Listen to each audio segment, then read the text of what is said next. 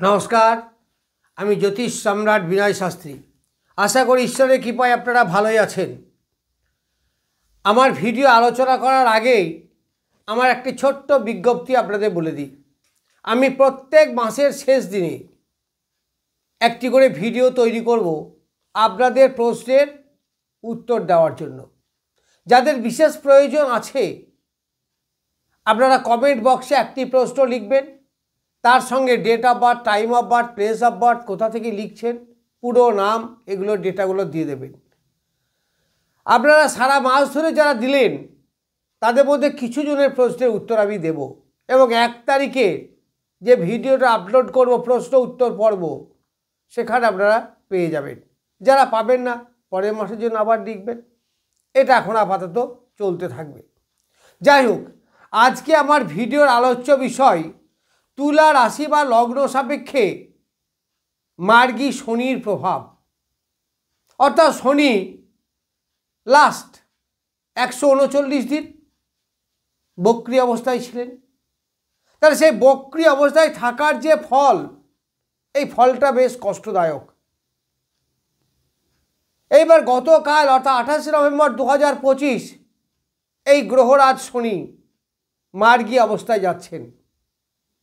তাহলে মার্গী অবস্থায় তার ফলাফল এই রাশি বা লগ্ন সাপেক্ষে বা তুলা রাশি বা লগ্ন সাপেক্ষে কেমন হবে। এই তুলা বা রাশি বা লগ্নের জাতক জাতিকারা এই 139 দিন যে কষ্ট পেয়েছেন সেখান থেকে অনেকটা মুক্তি পাবেন। এই শনিদেব তুলা রাশি বা লগ্নের সাপেক্ষে রাজযোগকারী গ্রহ, চতুর্থপতি এবং পঞ্চমপতি। কিন্তু রাজযোগকারী গ্রহ হয়েও সেই রকম রাজযোগের ফল দিতে পারেননি। কেন পারেননি? না, তার বক্র অবস্থার জন্য। আসলে বক্র অবস্থাটা কি? আমি এই বক্রী অবস্থা নিয়ে আগে ভিডিও করেছি, তবুও অল্প কথাই বলে দিই যাতে আপনাদের বুঝতে সুবিধা হবে। অনেকেই হয়তো দেখেননি। যখন কোনো গ্রহ একেবারে পৃথিবীর কাছাকাছি চলে আসে,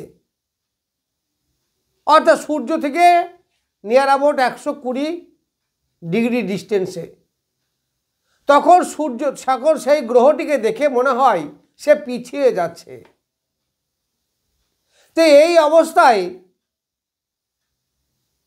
ওই গ্রহটিকে বলা হয় বক্রী গ্রহ। কিন্তু বক্রী হলো যাই হলো, সেটা তো মনে হচ্ছে, আসলে তো পিছিয়ে কোনো গ্রহ যায় না। তাহলে তার ফল কিন্তু খুব মারাত্মক। কীরকম? না, যেহেতু পৃথিবীর কাছাকাছি চলে আসছে, তাহলে পৃথিবীর ওপর তার প্রভাব বেশি পড়বে। একটা ম্যাগনেটিজম দেখুন না কেন, যত লোহার কাছাকাছি আছে তার আকর্ষণ শক্তি বাড়ে, তাহলে এর প্রভাবও সেরকম বাড়বে। তাহলে বাড়লে কী হবে? যদি অশুভ গ্রহ হয় তাহলে তার অশুভ ফলের পরিমাণ বেড়ে যাবে, আর যদি শুভ গ্রহ হয় তার শুভত্বের পরিমাণ বাড়বে। তাহলে যেহেতু বক্রী ছিল শনিদেব, এবং শনিদেব নৈসর্গিকভাবে অশুভ গ্রহ, তাহলে তার অশুভ ফলের বৃদ্ধি হয়েছিল। এখন শনিদেব মার্গী, তার মানে তার এবার শুভত্ব আসবে। আশা করি বুঝতে পারলেন। তাই শনিদেব যদি শুভ ফল দেয় তাহলে কীরকম শুভ ফল দেবে? না, এই তুলা লগ্নের চতুর্থপতি পঞ্চমপতি মানে শনি একাই রাজযোগকারী গ্রহ। তাহলে চতুর্থপতি পঞ্চমপতি বসে আছে কোথায়? ষষ্ঠে। তাহলে ষষ্ঠ স্থান অশুভ গ্রহ হিসাবে ভালো, কিন্তু শনি এখানে শুভ গ্রহ। তাহলে কি ফল পাবেন? না, এই শনিদেব আপনাকে রাজা বানাতে পারে। তুলা লগ্ন, বৃষ লগ্ন এদের, কারণ এদের রাজযোগকারী গ্রহ হচ্ছে শনিদেব। শনিদেব কর্মের কারক গ্রহ, শনিদেব ডিসিপ্লিনের কারক গ্রহ, এগুলো আমরা জানি। শনিদেব খুব ন্যায়নিষ্ঠ গ্রহ, যার মধ্যে অন্যায় বিন্দু মাত্র নেই। সঠিক পথে চলুন, ন্যায়ভাবে কাজ করুন, ন্যায় পথে চলুন, সঠিক কর্ম করুন, ফল আপনি নিশ্চিত পাবেন, এতে কোনো সন্দেহ নেই। সুতরাং আমি মনে করি যে শনিদেব একটা নিষ্ঠাবান গ্রহ এবং যথেষ্ট ভালো গ্রহ। আপনি কর্ম না করলে ফল পাবেন কি করে? এই কর্ম করবেন না করবেন না, কতটা করবেন, কর্ম করার ইচ্ছা আপনার কতটা, এনার্জি কতটা, কর্মের সাফল্য আপনি কত পাবেন, সব বলবে এই শনিদেব। তাহলে রাজ্যকারী গ্রহ যদি হয় তাহলে আপনার কর্মের সাফল্য নিয়ে আসবে, আপনার কর্ম কতটা লাভ হবে। অনেকেই এই সময় এবার চাকরি পেতে পারেন, শনিদেব ষষ্ঠে বসে আছে। অনেকে ঋণ দেনা করেছিলেন কিন্তু মেটাতে পারছিলেন না, মানে পরিশোধ করতে পারছিলেন না, এবার পরিশোধ করতে পারবেন, পরিশোধ করার সময় এলো। এখন অনেক দিন এটা চলবে, এই মার্গী অবস্থা শনিদেব এখন অনেক দিন থাকবে। তাহলে এই সময় আপনারা শুভ ফল পাবেন। এই শনিদেব পঞ্চমপতি, সন্তান পক্ষে শুভ।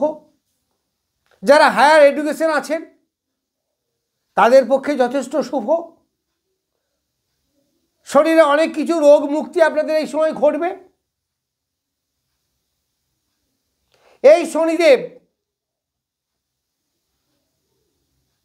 আপনার হায়ার এডুকেশনে যারা ইঞ্জিনিয়ারিং লাইনে পড়াশুনো করছেন, যারা হার্ডওয়্যারের ব্যবসা করেন, যারা চায়ের ব্যবসা করেন, যারা হার্ডি কোনো মেটালের ব্যবসা করেন, তাদের পক্ষে বেশ ভালো। তাদের কিন্তু এতদিন ধরে ব্যবসার ডিস্টার্ব চলছিল। এই শনিদেব এখন বৃহস্পতির নক্ষত্রে আছে এবং 11 ডিগ্রিতে আছে। এই ডিগ্রির প্রয়োজন কিন্তু বিচারের ক্ষেত্রে চরম মূল্যবান। গ্রহটা কোন ডিগ্রিতে আছে, ওই নক্ষত্রে কোন চরণে আছে, কোন নক্ষত্র, এই নক্ষত্র হিসাবে শুভ ফল আশা করা যায় কি? তাহলে এই শনিদেব আপনাকে ধীশক্তি এনে দেবে। এই সময় যাদের বাচ্চা টাচ্চা সন্তান নিতে চাইছেন বা নিচ্ছেন, বা যে সমস্ত বাচ্চারা হবে তাদের ভালোই হবে, তাদের শরীর স্বাস্থ্য মোটামুটি ভালো থাকবে। যারা হায়ার এডুকেশন আছে তাদের পক্ষেও যথেষ্ট ভালো। এই শনিদেব আপনাকে আরও এনার্জেটিক করবে, আরও ডিসিপ্লিন এবং ন্যায়নিষ্ঠভাবে কাজ করার এনার্জি এনে দেবে। আপনার রোগ মুক্তি ঘটবে। যারা শরীর নিয়ে অনেক দিন ধরে ভুগছেন তাদের শরীর স্বাস্থ্য ভালো যাবে। কোর্ট কাছারি মামলা মকদ্দমা নিয়ে যদি কোনো ভুগে থাকেন, হয়তো এই সময় অনেকেই ভুগেছেন, সবাই নয়, কারণ সবারই পরিস্থিতি এক নয়, সবারই শনিদেবদের একই রকম বলবান নয়, বা সবাই তার একই দশা চলছে না। তো যাই হোক, যদি শুভ দশা পাই বা শনির মিত্র কোনো গ্রহের দশা থাকে তাহলে আপনি এই সময়ে বহুত কিছু লাভ করবেন। অর্থাৎ যেগুলো হারিয়েছেন, যেগুলো হারাতে চলেছিলেন, সেই দিক থেকে অনেকটা লাভবান আপনি হতে পারবেন। মাতৃদেবীর শরীর স্বাস্থ্য মোরাললেস ভালো যাবে, মনের শান্তি অনেকটা আসবে। তবে দ্বিধা দ্বন্দ্ব, একটু টেনশন, ভয়, এগুলো তো শনির নিজস্ব ক্যারেক্টার। এই শনিদেব এখানে 3টে নক্ষত্র অতিক্রম, 3টে জন্ম নক্ষত্র এখানে আছে। কি কি আছে? প্রথমে আছে চিত্রা, মঙ্গলের নক্ষত্র, তারপরে স্বাতী, রাহুর নক্ষত্র, এবং শেষে হচ্ছে বিশাখা, বৃহস্পতির নক্ষত্র। তাহলে যাদের জন্ম নক্ষত্র চিত্রা, তাদের কিন্তু খুব ভালো আশা করা যায় না, একটু ডিস্টার্ব হবে। যতটা ভালো বললাম বা খুব ভালো পাওয়ার কথা এই সময় কিন্তু পাবেন না। অবশ্য 26 নক্ষত্রে গেলে সাংঘাতিক ভালো পাবেন। তাহলে কয়েকটা দিন একটু ডিস্টার্ব করবে, খুবই কয়েকদিন মাত্র। তারপরে যাদের 15 বা স্বাতী নক্ষত্রে যাদের জন্ম, অর্থাৎ যাদের জন্ম নক্ষত্র স্বাতী, তাদের বেশ ভালো। অর্থকড়ি আসবে, মান সম্মান বৃদ্ধি হবে, কর্মের প্রতি এনার্জি বাড়বে, নিষ্ঠার সঙ্গে কর্ম করতে পারবেন, এইগুলো সব পাবেন। অর্থ কিছু সেভিংস এইগুলো হবে।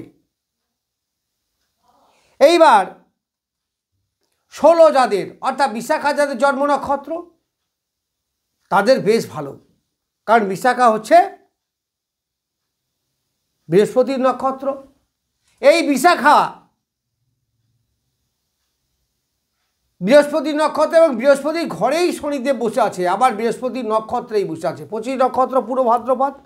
তারপরে বৃহস্পতি এই শনিকে যথেষ্টভাবে প্রভাবিত করবে, ফলে গুরু শৈলী যোগ বা ধর্মকর্ম যোগ বলতে পারেন। ফলে যথেষ্ট কর্মে ডেভেলপ হবে এবং তার সঙ্গে সঙ্গে অর্থও আসবে। যাই হোক, তুলা রাশি বা লগ্নের যথেষ্ট ডেভেলপমেন্ট, এতে কোনো সন্দেহ নাই। যাই হোক, আমি তুলা রাশি বা লগ্ন সম্বন্ধে মার্গী শনির প্রভাব সম্বন্ধে কিছু বললাম। নমস্কার, আজ এই পর্যন্তই।